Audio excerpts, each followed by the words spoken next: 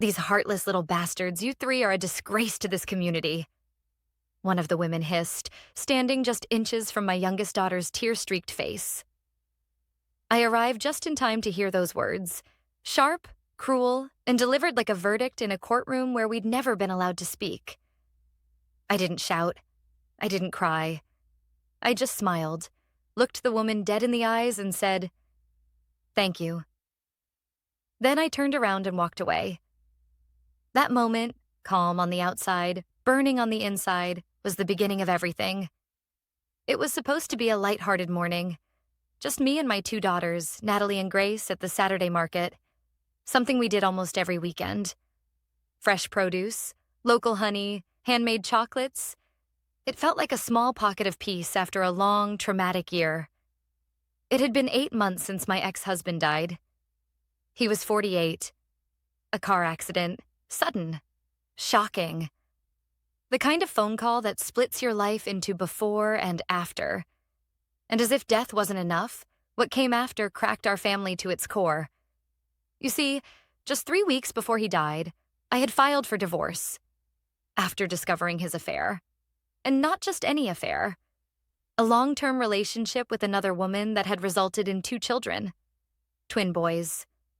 When the woman died in the same accident that killed him, it left those boys orphaned and exposed everything he'd tried so hard to hide. My daughters were the ones who uncovered the truth. They found the photos, the texts. They knew before I did. And they carried that pain, the guilt, the betrayal, not just of a father, but of a man they once trusted with their entire hearts. So when his parents, my ex-in-laws, started demanding to see them, demanding custody even, as if nothing had happened, my girls said no. They were clear. They needed space, therapy, healing. Apparently no wasn't good enough. That Saturday was Grace's birthday. She had just turned 15. As a surprise, I gave her a small budget and let her wander the market with Natalie. They were gone maybe 45 minutes when I got the call. Grace's voice was trembling. "Mom, these women, they won't let us leave. They're yelling about Grandma and Grandpa. They're saying horrible things." By the time I got there, Natalie had already stepped in front of her sister, shielding her from the group. 6 older women, all dressed in Sunday best, like they'd walked straight out of a sermon and into a stoning, had surrounded them. They weren't just strangers. I recognized 3 of them from the church my ex-in-laws attended for decades. Women who'd once brought us casseroles. Women who now spat accusations like venom. Unchristian behavior, they called it. Ungrateful little girls. Too proud to accept their family. Too heartless to care for their poor orphaned baby brothers. Natalie tried to speak, but I stepped between them. "You've made your point," I said evenly. "Now get away from my daughters." One of the women scoffed. "You're no better. A wife should never turn her husband's family away. You've turned those girls into bitter little rebels. Shameful. Absolutely shameful." And that's when I smiled and said, "Thank you." We were all escorted out of the market shortly after that. The screaming had drawn attention. A scene had been made. And although the market staff clearly didn't know who was to blame, they wanted us all gone. The women followed us to the parking lot like vultures, watching, judging, whispering. I got my girls into the car and drove off without another word. But in my mind, something had shifted. This wasn't just a family squabble anymore. It wasn't just grief, or boundaries, or misunderstandings. It was harassment. It was manipulation. And it was coordinated. That night, after my daughters went to bed, I logged into Facebook. There it was. On the private page of the church my ex-in-laws belonged to, a post written by my former mother-in-law. Nearly 1,000 words, framed like a prayer request, but dripping with deception. How we had abandoned her. How we refused to care for the boys. How we inherited everything and left her and her husband penniless and alone. How my daughters had rejected their duty as sisters. And the final blow? She claimed the boys were the result of a surrogacy arrangement. That I was infertile. and that I had rejected them because they were boys. A lie so twisted, so cruel, it actually stole my breath. I sat in the dark, rereading it, my fingers trembling, not with sadness, but with a slow, rising resolve. They thought they could rewrite the story, but I had something they didn't: receipts. The next morning, I didn't go to work. I called in a personal day, brewed the strongest coffee I could make, and sat down at the kitchen table with a stack of old folders, my laptop, and a thumb drive that I had almost forgotten existed. My hands moved steadily, almost mechanically, as if they'd been waiting for this moment. I didn't feel rage, not in the way I thought I might. What I felt was clarity, cold, focused, unshakable. Because if they wanted to weaponize lies and sympathy, I would fight back with truth. And not just for me, for my daughters. The thumb drive contained everything I had gathered in the months leading up to the divorce. Screenshots of text messages between my ex and his affair partner. Photos of the two of them together. Some in our house. Bank records showing money transfers to her. Emails between my ex and his parents discussing how to ease the girls into the idea of new siblings. But that wasn't all. I had saved voicemails too. One from my ex-mother-in-law just days after he died, blaming Natalie and Grace for his death. She said if they hadn't pushed me to leave, he'd still be alive. Another voicemail from his father slurring through anger, calling my daughters heartless little bastards and ungrateful brats who will burn for turning their backs on blood. I had emails, messages, voice recordings. I had proof, and the legal right to use it. See, my divorce wasn't finalized before his accident. That meant the court hadn't sealed the documents. Nothing I had gathered was under legal protection, which meant I could use everything.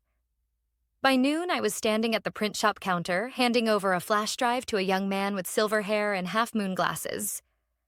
"I need full-color, high-quality prints," I said, "front and back, clean binding." He raised an eyebrow as he scrolled through the files. These are personal." "Yes," I replied. "And they need to look professional. Think, church program meets courtroom evidence." He blinked, unsure if he should be amused or concerned. "How many copies?" 10. While I waited for the binders to be printed, I stopped at a craft supply store. Picked up soft navy blue covers, gold-embossed paper sleeves, and some glue sticks. I knew exactly what I was doing. Back home, I spent hours assembling the binders by hand. Each one began with a full-page photo of my ex and his affair partner kissing in our living room. The TV was on in the background. You could see my youngest daughter's art taped to the wall behind them. Beneath the photo, in elegant script, I wrote, "Michael Jennings and Leah Porter, a love story." It felt wicked, but honest. The next pages told the full story, like chapters in a book. Text exchanges about sneaking around during our family vacations. Notes from therapy sessions where my daughters expressed their trauma.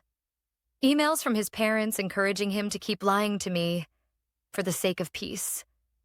And finally, their cruel messages to my girls, some written just 2 days after his funeral. By midnight, I had all 10 binders lined up on the kitchen counter. Identical, neat, devastating. I didn't sleep much, but when I did, I slept deeply. The kind of sleep that comes after a storm passes. Sunday morning, I dressed simply. Slacks, a cardigan, flats, the kind of outfit that wouldn't draw attention. I drove to the church just before service began. It was the same church I had once attended with my ex-in-laws. The same place where we held his funeral, where people hugged us with one arm and whispered with the other. Inside, there was a welcome desk in the back, a table with hymnals and prayer guides for those who forgot their own. No one ever watched it closely. I walked in like I belonged there. No one stopped me. And with calm, precise movements, I placed a binder beneath each row of hymnals. 10 in total. 1 for each aisle. By the time the opening prayer began, I was already back in my car, pulling out of the parking lot. By noon, the Facebook group was on fire. At first, it was confusion. Then came the anger. Apparently, the binders had circulated quickly, passed around in hushed whispers before the second hymn. Someone had even taken photos and uploaded them online. Screenshots of text messages, a picture of my ex holding one of the twins, captioned, "Our miracle baby from the surrogate." Except Leah Porter was no surrogate, and everyone knew it now. By mid-afternoon, I received a call from a former friend at the church. "I don't know what to say," she murmured. "That binder, it's brutal." "Brutal?" I said. What's brutal is grown women surrounding a grieving 15-year-old girl at a farmer's market and calling her disgusting. There was a pause, then a whisper. "You're right." Later that night, my daughter Natalie walked into the kitchen. She had seen the church thread, heard the fallout. "Mom, did you do this?" I looked up, unsure of what to say. Her lips curled into the faintest smile. Good. By Monday morning, the entire church community was in disarray. I hadn't planned to monitor the chaos, but it was hard to ignore when people began messaging me directly. Some apologized. Others asked for clarification. A few tried to defend my ex-mother-in-law, saying she meant well and was just grieving in her own way. But the truth was out now, and no amount of pity could erase what people had seen with their own eyes. My phone buzzed constantly. Facebook notifications, emails, text messages. I muted them all and focused on getting my daughters ready for school. Grace seemed lighter that morning, less withdrawn. Natalie had even braided her little sister's hair before breakfast, something she hadn't done in months. Neither of them asked about the binders. They didn't need to. They knew, and they understood it wasn't revenge. It was defense. It was protection. It was the only language these people seemed to listen to. Later that morning, I received a call from Caleb, an old friend who still attended the church and had always kept a soft spot for my family, even after the divorce filing. "Kira," he said, "it's a circus over here." You wouldn't believe the things being said. "Try me," I replied, sipping my tea with the calm of someone who had been through far worse. Well, for starters, Pastor Mitchell had to step in and shut down the Facebook group entirely. There were fights breaking out in the comment sections. Some of the older women were accusing each other of knowing about the affair and staying silent. That made me pause. I hadn't expected that. "They knew?" I asked. "Some did," he said. Apparently, it was an open secret among a few of the older couples. The idea was to protect the family's image until things blew over, but your evidence kind of destroyed any chance of that. I exhaled slowly, feeling the weight of that betrayal settle somewhere deep. So many people had known, and yet they watched my daughters suffer in silence, thinking they were the problem. "Thank you for telling me, Caleb," I said. "There's more," he added hesitantly. "Your ex-mother-in-law, she's been publicly shamed. Several women confronted her after service. One of the deacons called an emergency meeting with the elders. I don't know what they'll decide, but she's not coming back from this clean." I didn't celebrate. I didn't even smile.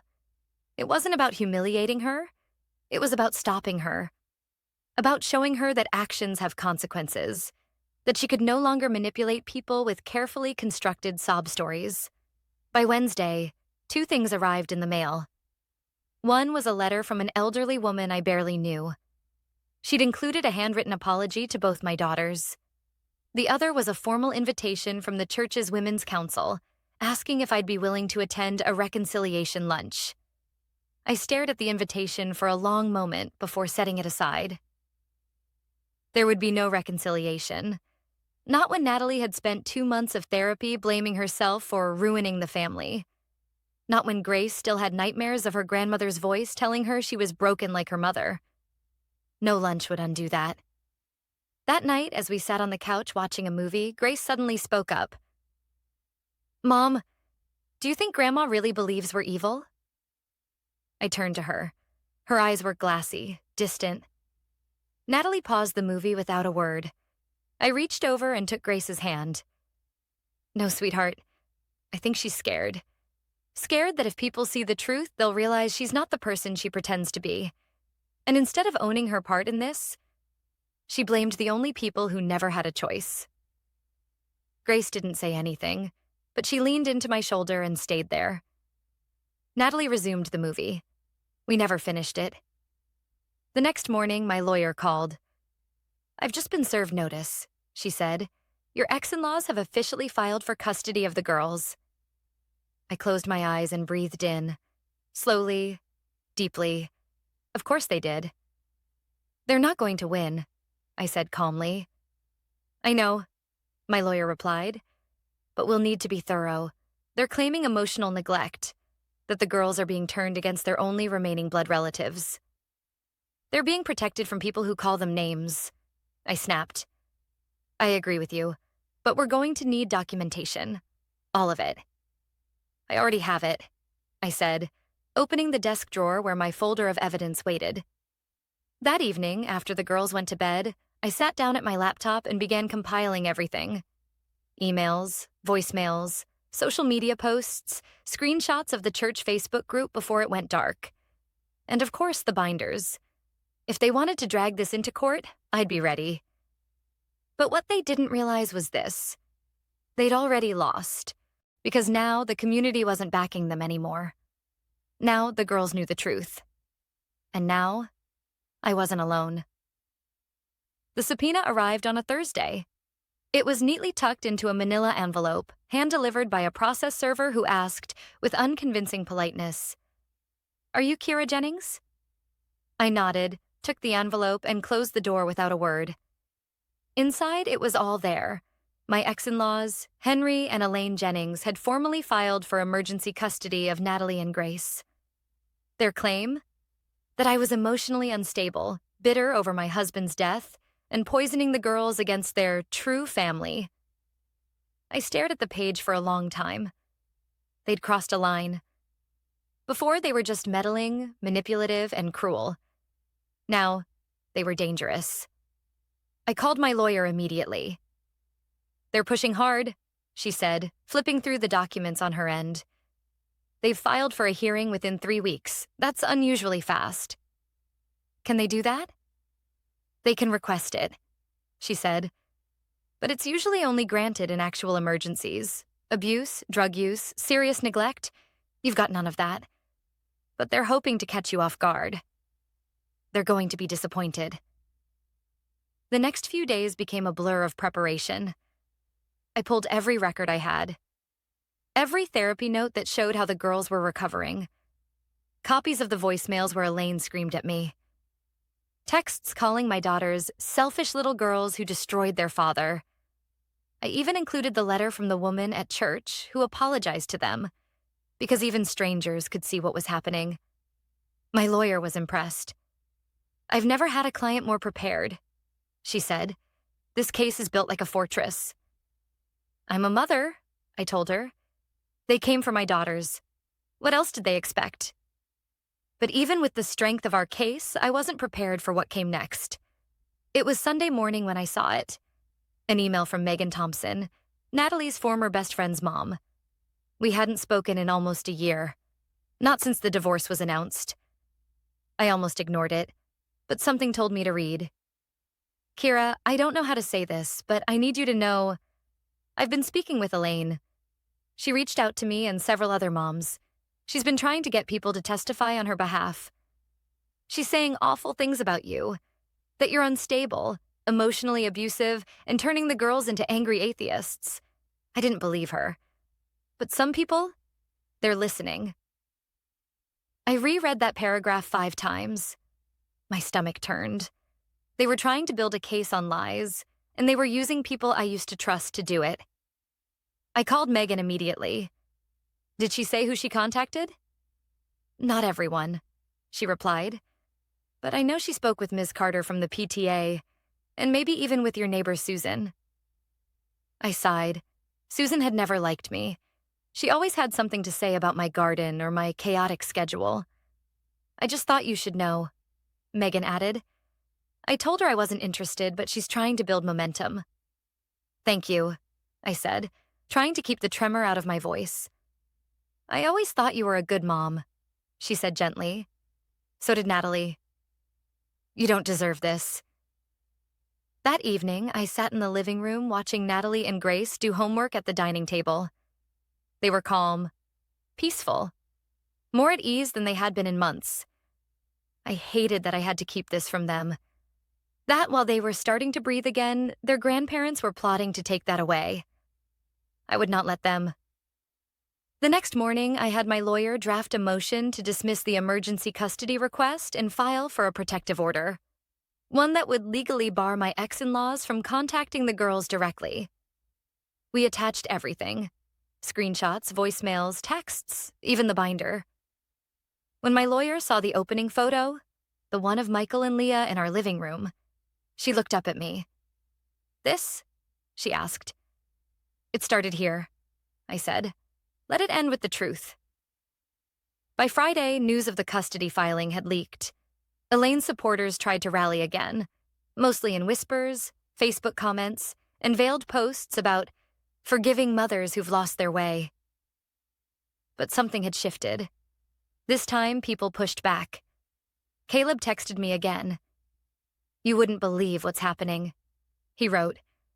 The church board has suspended Elaine's membership pending the outcome of the case, and 3 families pulled their kids from the youth group. I was stunned. Why? Because their kids were friends with Natalie and Grace, and they're tired of the hypocrisy. One mom said, if that's what Christianity looks like, I want no part of it. I sat with that for a long time. This wasn't just about me anymore. This was about truth, about standing up when it's easier to stay quiet, about teaching my daughters, by example, that when someone tries to rewrite your story, you don't hand them the pen. You take it back. The courthouse smelled like stale coffee and worn paper. I had been here before, during the early stages of my divorce, but this felt different. This time, I wasn't defending a broken marriage. I was defending my daughters. Natalie sat to my left, her jaw set, fingers nervously twisting the hem of her blazer sleeve. Grace was beside her, eyes wide but steady. She wanted to be here. She had insisted.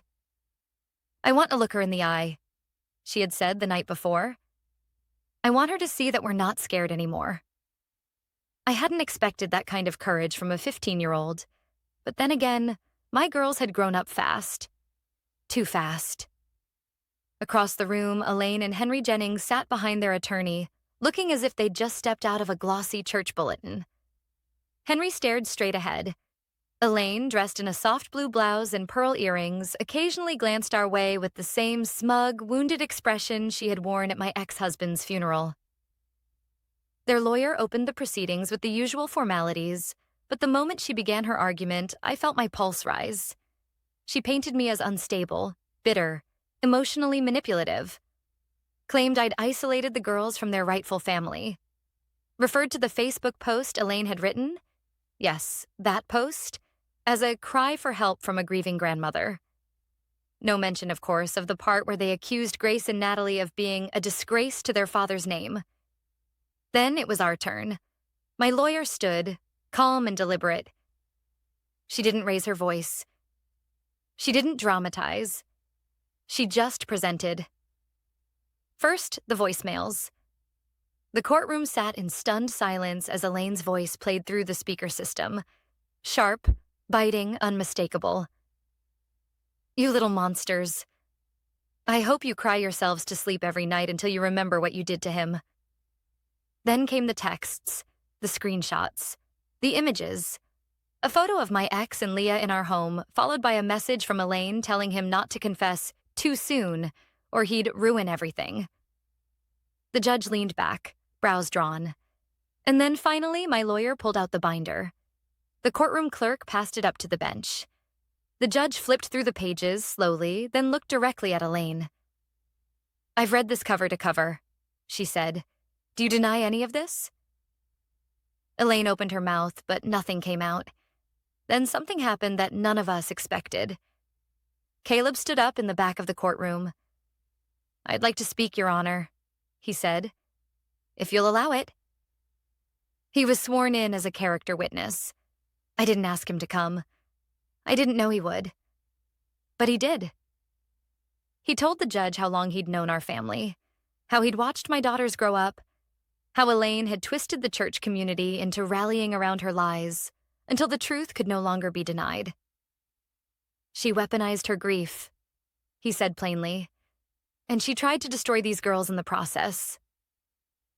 Elaine let out a choked gasp, but the damage was done.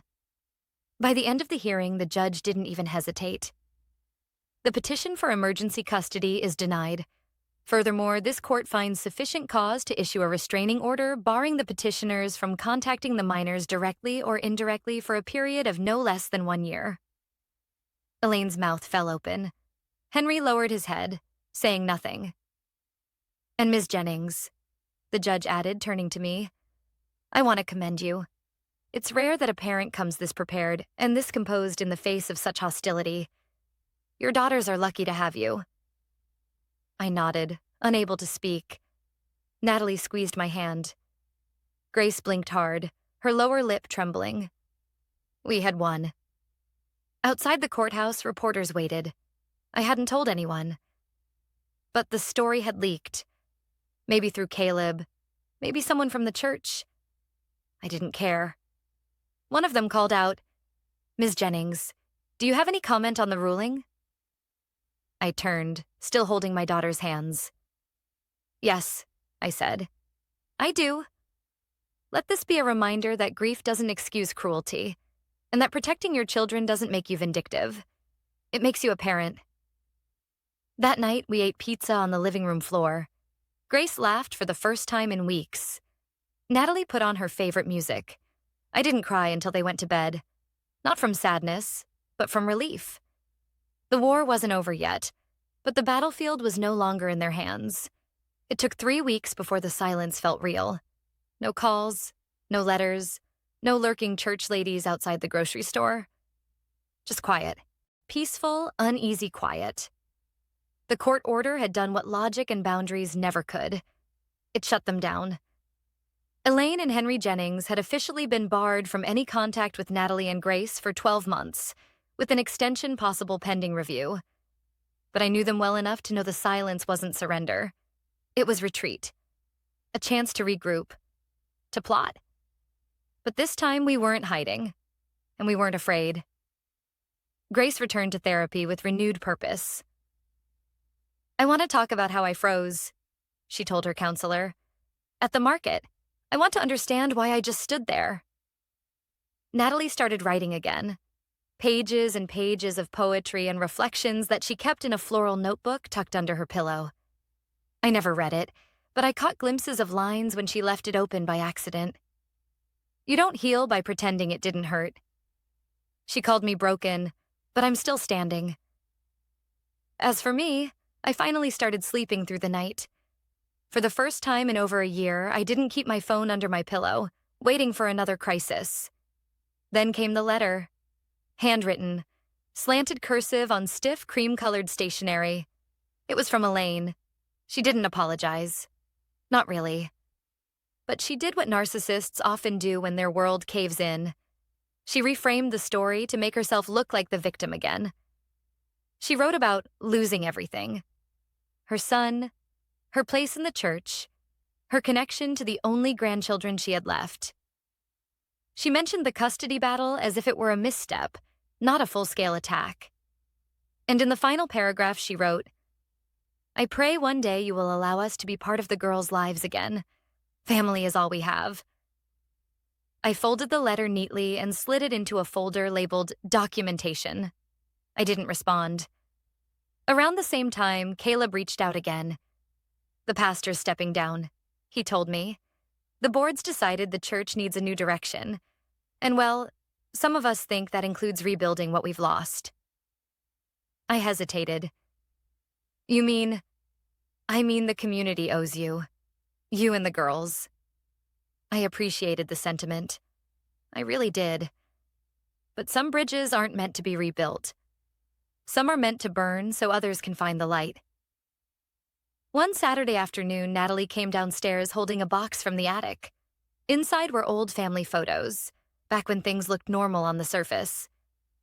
She held up a picture of all four of us at the lake. Michael had his arms around both girls. I remembered that weekend. I remembered thinking we were happy. "Do you want to keep these?" she asked.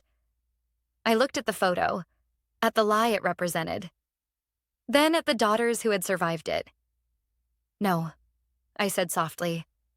"I want you to remember who we are now, not who we were pretending to be." She nodded and set the box aside. Months passed. The church never reopened their Facebook group. Elaine and Henry never returned to their pew. And we, me, Natalie, and Grace, we built something better than peace. We built safety. We built truth. 1 year to the day after the courthouse ruling, I stood on a small stage in a community center auditorium. I'd been invited to speak at a forum for single parents navigating custody challenges and toxic in-laws. Public speaking had never been my thing. But when I looked out at the room, mothers, fathers, teenagers, even grandparents, I felt something I hadn't felt in years. Conviction. So I spoke. Not as a victim, not even as a survivor, but as a mother who chose to stop apologizing for protecting her children. I used to think silence was the mature thing, I told them. I thought if I just kept the peace, my daughters would be okay. But silence isn't peace. Sometimes it's permission. And I won't give that to anyone ever again. Afterward, 3 women came up to me in tears. One of them whispered, "I thought I was alone." I told her what I'd learned the hard way. You're never alone. You just haven't spoken loud enough for your people to find you. That night, I came home to a clean kitchen, the smell of brownies in the oven, and Grace humming to herself while Natalie danced around in socks. It wasn't perfect. There were still scars, but scars are proof you've healed. As we sat down for dessert, Natalie raised her glass of milk. "To survival," she grinned. "No," I said, smiling back. "To something better." Grace tilted her glass toward us. "To truth." We clinked our glasses and laughed, and somewhere deep inside me, a weight I hadn't known I was still carrying finally lifted.